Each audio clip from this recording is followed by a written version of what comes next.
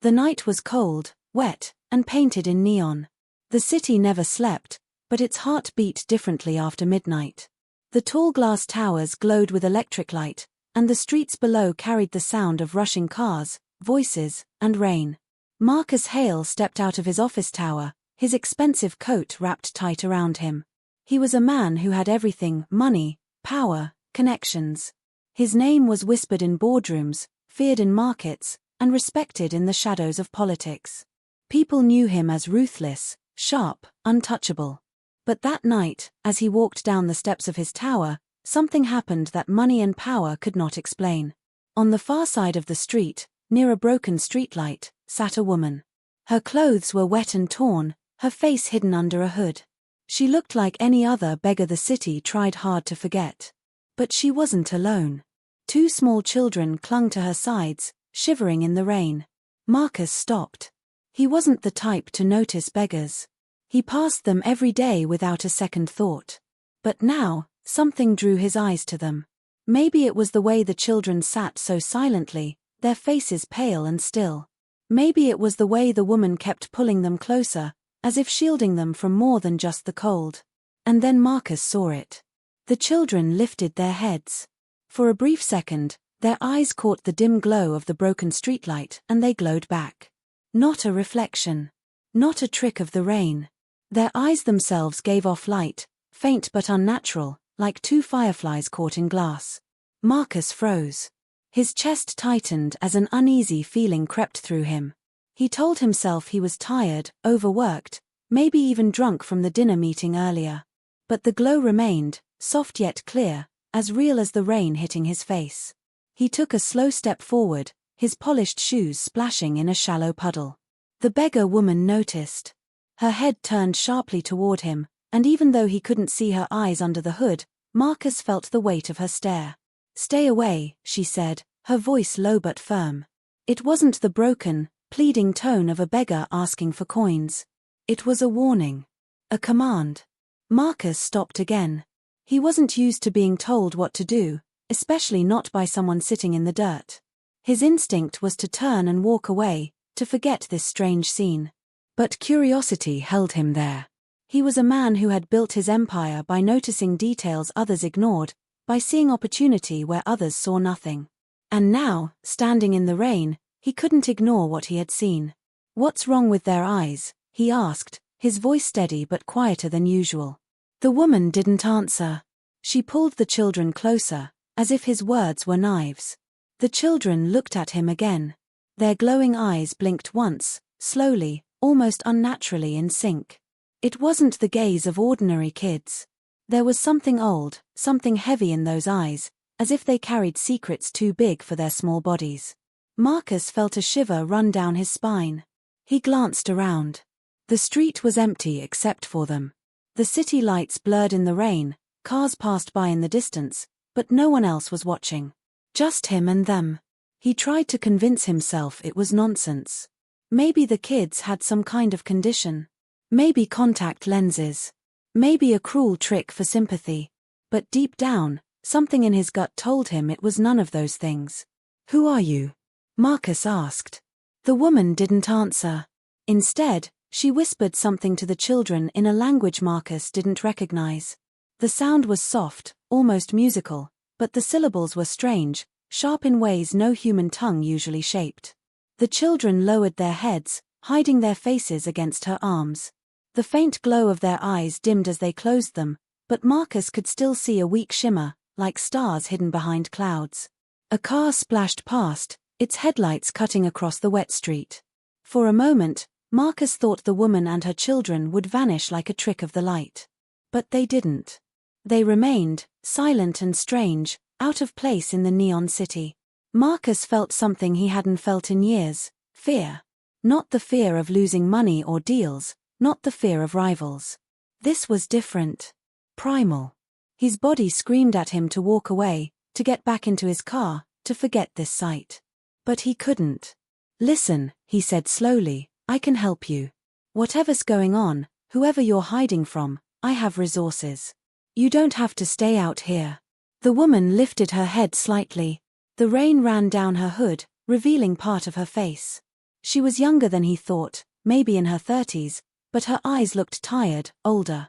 And in that tiredness was something else, fear, yes, but also defiance. "You don't understand," she said, almost to herself. "No one can help us. Not you. Not anyone."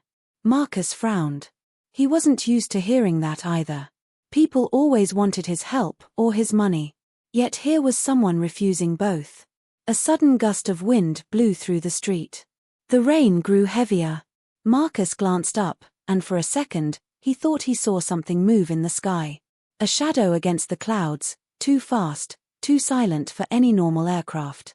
When he looked back down, the woman had already stood up, holding her children's hands. She turned to leave. Marcus took a step forward. "Wait." She stopped, just for a moment, and whispered back without turning her head. "They are not normal children. And if you value your life, stay away."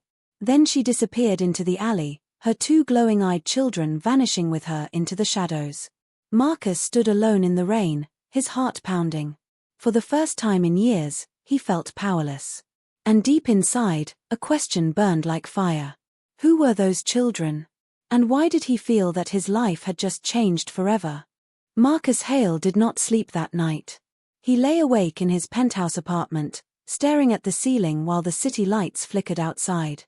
His mind replayed the scene again and again, the woman in the rain, the two children with glowing eyes, and her warning voice, "If you value your life, stay away." Marcus was not the type of man who ignored mysteries. He had built his empire by uncovering what others tried to hide. Secrets were like gold to him. And now, this woman carried the biggest secret he had ever seen. By morning, Marcus made up his mind. He would find her. The next evening, Marcus ordered his driver to drop him near the street where he had first seen her. The rain had stopped, but the city still smelled of wet asphalt and smoke. He searched for hours, moving through alleys and corners where people like her usually hid.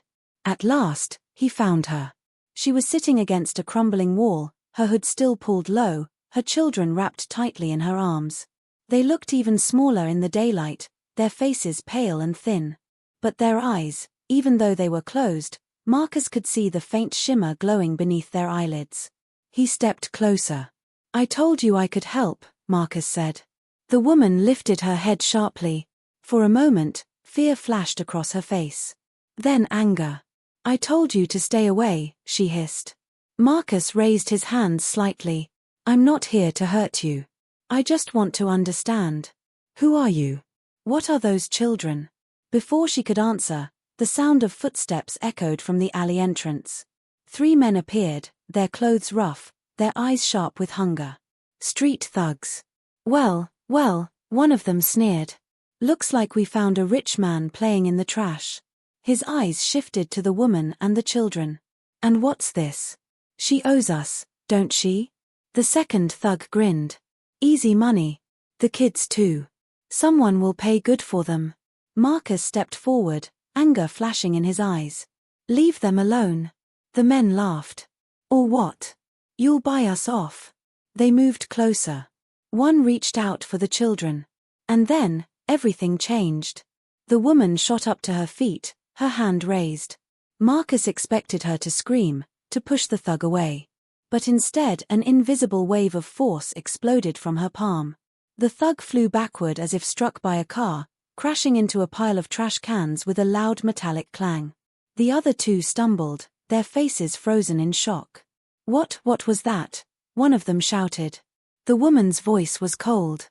"You will not touch them." The thugs turned and ran, vanishing into the street without another word. Marcus stood frozen, his breath caught in his throat. He had seen many things in his life, deals, betrayals, even death. But never this. Power like that, real and raw, was something he had only read about in classified reports. The woman lowered her hand, her shoulders shaking. The children clung to her, silent but calm, as if they had seen this many times before. Finally, Marcus found his voice. "That wasn't human."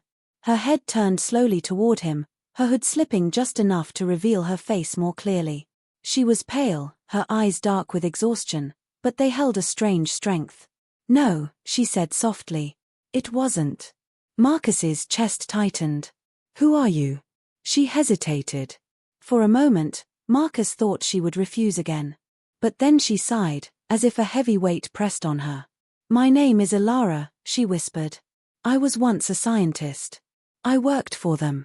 Marcus frowned. Them? Who? The government. The program you don't hear about. The one buried under all the lies. They wanted soldiers. Weapons. So they turned to experiments. On me. She looked down at her children. On them. Marcus felt a chill. You mean? They're not normal children, Ilara said, her voice breaking. They are hybrids. Part human. Part something else. The words struck Marcus like a blade. Hybrids. He had heard rumors, whispers in hidden circles, about attempts to mix human DNA with alien genes recovered from crashes and secret contacts. Most thought it was a myth. But standing here, seeing the children's glowing eyes, Marcus knew it was real. Why are you hiding? He asked. Because they want to take them back, Ilara said. Her hands trembled as she pulled the children closer. To use them. To break them. And if they can't control them, they will kill them. Her eyes burned with a mix of fear and fury. But the government is not the only one. There are others. Hunters. People who work for the ones not from this world. They know the children exist. They want them too. Marcus felt his world tilt. Government secrets. Aliens. Hybrids. And right in front of him, two innocent children carrying all of it inside their small bodies. Before he could speak, the low rumble of engines echoed nearby. Black SUVs rolled slowly down the street, their tinted windows reflecting the dim light. Ilara's face turned pale. She grabbed the children's hands. They've found us. Marcus's pulse quickened. He recognized the vehicles. He had seen them before, outside meetings where classified deals were struck. These weren't ordinary agents. These were the kind who erased problems without leaving a trace. The SUVs stopped. Men in dark suits stepped out, moving with precision. Their faces were blank, their eyes hidden behind glasses, their hands near their weapons. Ilara pulled her children close, whispering in that strange language again. Marcus realized he had seconds to decide. Walk away, pretend he never saw them, and keep his life untouched. Or stand here, between a hunted mother and the kind of men even he feared. The children lifted their heads. Their glowing eyes fixed on him again. And Marcus knew, his choice would change everything. The black SUVs lined the street like predators. Their engines rumbled low, steady, patient. From the shadows of the buildings, Marcus Hale watched as the men in suits stepped out, their movements sharp and precise. These were not street thugs. These were professionals, the kind sent to deal with things that did not exist on paper. Ilara pulled her children close. Her voice dropped to a whisper. Run. The children looked up at her, their glowing eyes full of something Marcus could not name. Fear. Trust. Or something older, something alien. But running was not simple. The alley was blocked on one side, and the SUVs cut off the other. The men moved forward, forming a silent wall of black. One of them spoke, his voice calm, cold, rehearsed. Dr. Ilara Vey. You know why we're here. Hand over the assets. His eyes flicked to the children. And this ends clean. Ilara's grip tightened on her children's hands. They are not assets. They are my children. The man adjusted his glasses. Not anymore. Marcus felt the weight of the moment. He had seen hostile takeovers, wars between companies, even secret operations funded by governments. But this was different. These men were not here to negotiate. They were here to capture, or kill. Without warning, one agent reached for his weapon. Ilara reacted instantly. She raised her hand, and a blast of invisible force threw the man backward, slamming him against the SUV. The sound of bending metal echoed down the street. Move, she shouted. She pulled her children down the narrow alley. Marcus, without thinking, ran after them. Gunfire cracked. Bullets tore into the brick walls, sparks flying as they ricocheted off metal pipes. The children ran fast, faster than Marcus expected, their small legs carrying them with strange grace. Their faintly glowing eyes lit the dark path ahead like lanterns.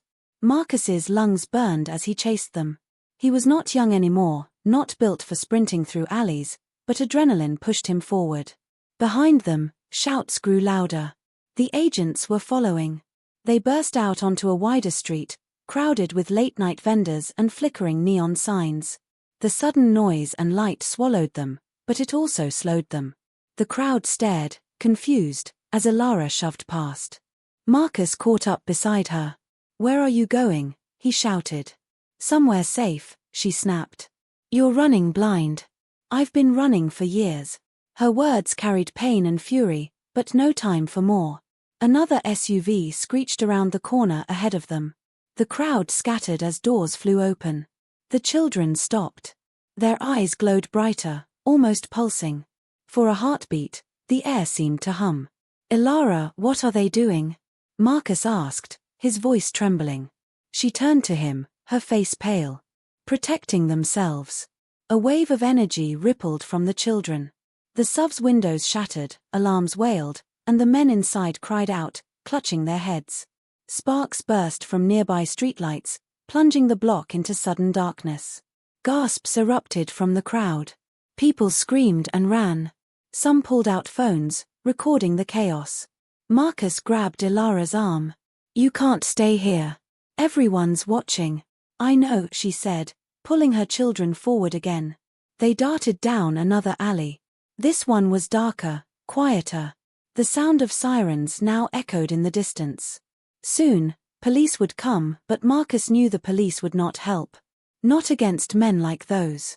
Finally, they stopped in an abandoned parking garage. Elara pushed the children behind a pillar, her chest heaving. Marcus leaned against a wall, gasping for breath. His suit was torn, his shoes ruined, but none of that mattered. His mind was spinning with questions. He turned to her. "Enough running. You need to tell me the truth." Elara's eyes narrowed. "You wouldn't believe me. Try me." She hesitated. The children peered from behind the pillar, their glowing eyes calm, almost patient. At last, Elara spoke. "Years ago, the government recovered something. Not a ship, not a body, something smaller. DNA. Fragments from a place far beyond Earth.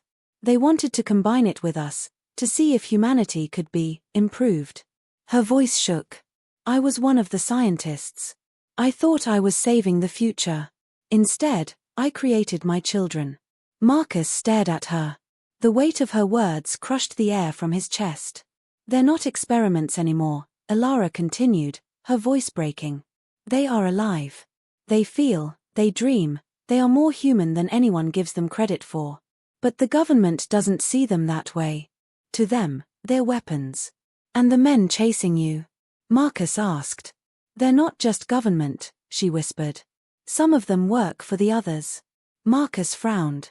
"Others?" Her eyes locked on his. "The ones who gave us that DNA in the first place. The ones not from this world." Silence filled the garage. Marcus tried to process her words. Aliens. Children born from alien DNA. Hunters working for forces beyond Earth. It sounded insane. But after what he had seen with his own eyes, the glowing, the energy, the impossible force, it was the only explanation that made sense. Before he could speak, a sharp sound echoed. Tires screeched outside. Doors slammed. Voices shouted. "They found us again," Elara whispered, panic flashing across her face. Marcus felt the old instincts kick in. Deals. Decisions. Risk and reward. He had always known when to cut his losses. But this time was different. If he walked away now, Elara and her children were finished. He looked at her. "You can't run forever." She shook her head. "Then help me." Marcus nodded slowly. "I will. But you have to trust me." Elara looked at him for a long second, as if searching his soul. Finally, she whispered, "Then we run together." The children stepped forward, their glowing eyes fixed on the shadows moving outside. The chase was not over. It had just begun. The parking garage echoed with silence, broken only by the faint sound of footsteps above. Men in suits moved carefully, hunting, closing in. Marcus Hale stood with his back against a pillar, his chest rising and falling. For most of his life, his choices had been about profit and loss. Every move he made in the business world was calculated, designed to keep him on top. But now, staring at Ilara and her two strange children, he faced a decision no boardroom had ever prepared him for. Run or stay. Help or abandon. He looked at the children. Their glowing eyes lit faintly in the dark, calm yet watchful. They were so small, yet Marcus felt the weight of something enormous around them, like standing next to a storm that had not yet broken. The sound of radios crackled from the level above. The agents were sweeping downward. They had minutes, maybe seconds. Marcus turned to Ilara. If you want to survive, you need more than running. You need resources. You need power. That's what I can give you. Ilara's face was tight with suspicion. You think money can protect us? These men don't care about money. They answer to shadows. They answer to something higher. Marcus stepped closer, lowering his voice. Then let me use what I know. Do you think I built my empire without dealing with shadows? I know people too. I know how they move. I know how to stay ahead. Ilara stared at him, her expression torn between distrust and desperation. Finally, she whispered, "Why are you helping us?" For a moment, Marcus had no answer. Why was he helping? He could have walked away last night, erased this from his mind, and gone back to his life of wealth and control. But something had kept him there. Something deeper. He swallowed hard. Because I've lost before. Years ago, my wife died in an accident. Or at least, that's what they called it. Later I learned the truth. She died because of one of their experiments. Something she should never have been near. His jaw tightened. I did nothing then. I won't make that mistake again. Ilara's eyes softened for the first time. She nodded slowly. The sound of footsteps grew louder. The agents were coming down the ramp. Marcus glanced at the children. Can they defend us? Ilara shook her head quickly.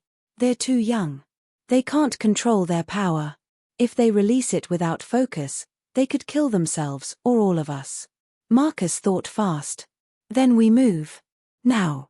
They slipped through a side stairwell, moving down into the lower levels of the garage. Marcus led them through service doors he knew from years of building inspections and deals with property owners. Money had given him maps of the city others didn't have. But the agents were relentless. At every turn, black figures appeared, silent and efficient. Shots rang out, bullets sparking against concrete. Ilara raised her hand again, sending a shockwave that knocked two men off their feet.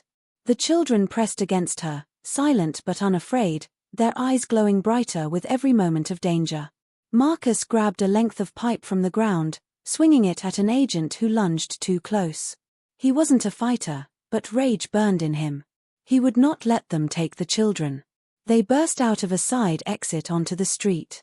Neon lights flickered overhead, painting everything in red and blue. People gasped as Ilara and Marcus ran past, dragging the children. Behind them, the agents poured out, weapons drawn. Where now? Ilara shouted. Marcus's mind raced. He knew one place. A safe house of sorts. An old warehouse he owned on the edge of the city, a forgotten property tied to no name but his. It was used for storage, but its walls were thick, its cameras blind to outside networks. My warehouse. Marcus shouted. We can make a stand there. They sprinted through the wet streets, cutting through alleys, Marcus guiding them like a man who knew the veins of the city better than his own body. Finally, they reached the warehouse. Marcus shoved open the rusted doors, pulling them inside. The heavy metal closed behind them with a loud clang. For a moment, silence returned. The warehouse was dark, filled with old crates and machinery. Ilara sat down with the children, pulling them close. Her breathing was ragged. Marcus locked the doors, then leaned against a wall, his mind racing. He had chosen. He was in this now. He looked at the children again. Tell me the truth, he said quietly. What are they? What are they meant to be?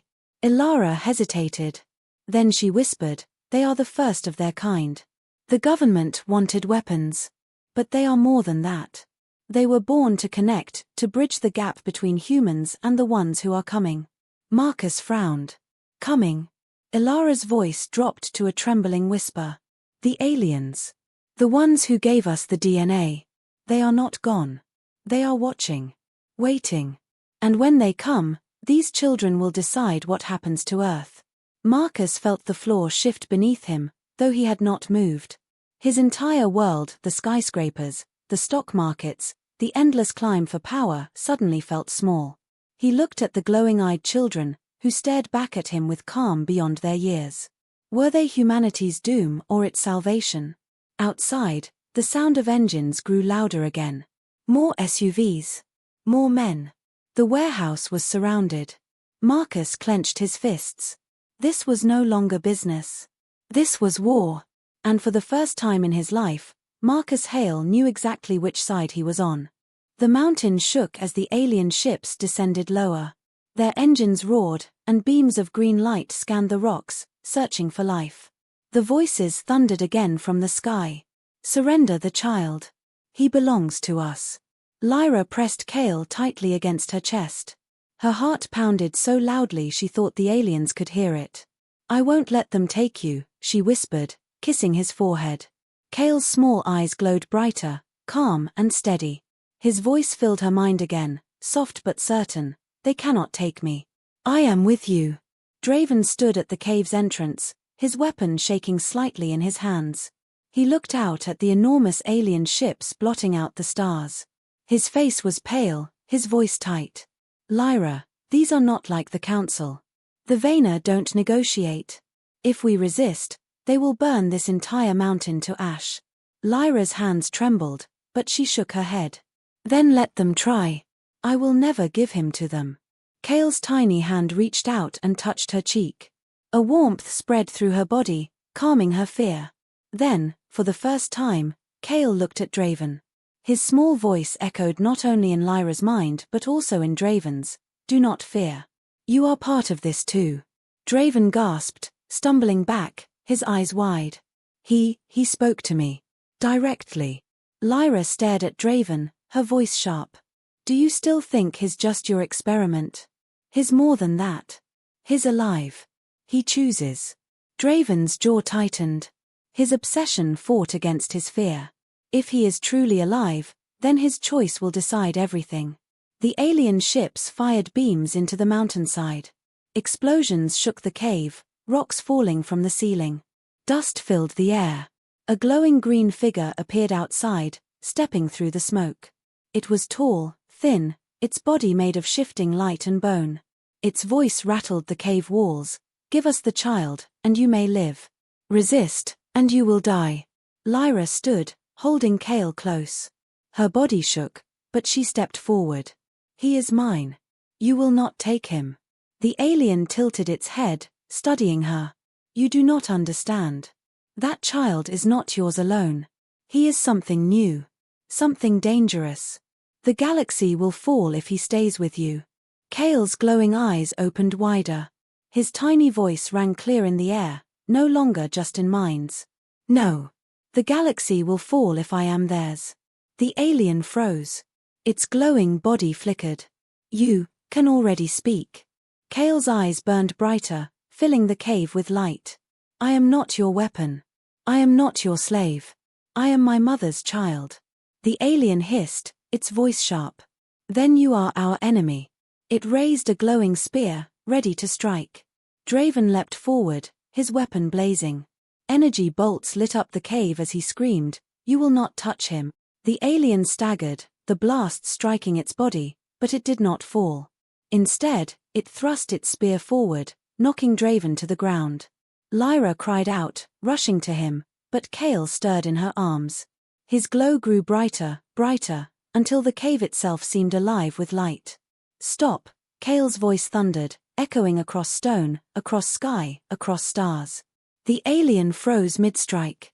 Its body trembled, breaking apart into shards of green light. With a single cry, it dissolved into nothing. Outside, the alien ships shook violently. Their lights flickered, their engines faltered. One by one, they broke apart in the sky, collapsing like dying stars. Silence followed. The mountain was still again.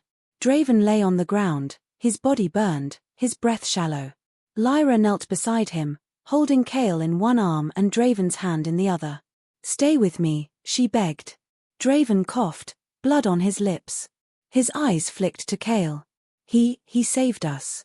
He saved everything." Cale looked at Draven, his glowing eyes soft. "You gave me life. Do not leave it now." A warmth spread through Draven's body, healing the burns, mending the broken flesh. He gasped, color returning to his face. Lyra stared in shock. "Cale, you healed him." Cale smiled faintly, his tiny face glowing like a star. "I am here to protect. That is my choice." Weeks passed. The Vayner did not return. Word spread across the galaxy of a light seen in the mountains, of alien ships that fell without battle. Whispers traveled fast about the child, about the mother, about something new that walked among the stars. Some feared him. Some prayed to him. Some sought to destroy him. But Lyra did not care.